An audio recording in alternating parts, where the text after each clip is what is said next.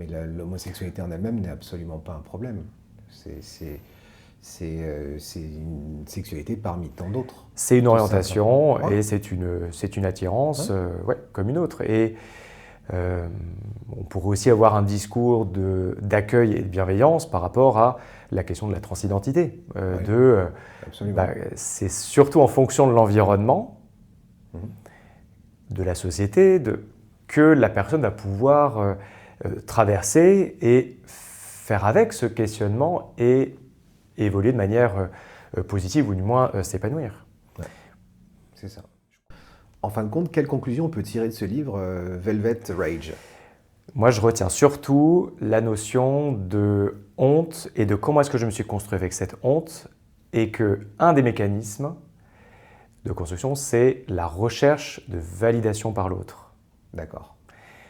Et que s'il y a cette honte qui prend toute la place, dont soit je n'ai peut-être pas conscience, que j'évite, que j'essaie de contourner à tout prix, il va falloir que, puisque j'ai honte de moi, je vais être validé par les autres.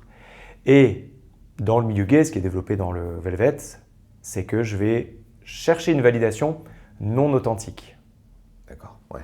Sur l'apparence, sur ce que je montre, sur est-ce que c'est des normes de genre masculine, de virilité, et que en fait, si je rentre en contact avec les autres sur des critères qui sont en fin de compte assez éloignés de qui je suis, mais je suis valorisé par ça, et ça me permet d'avoir une validation, sauf que si elle n'est pas authentique,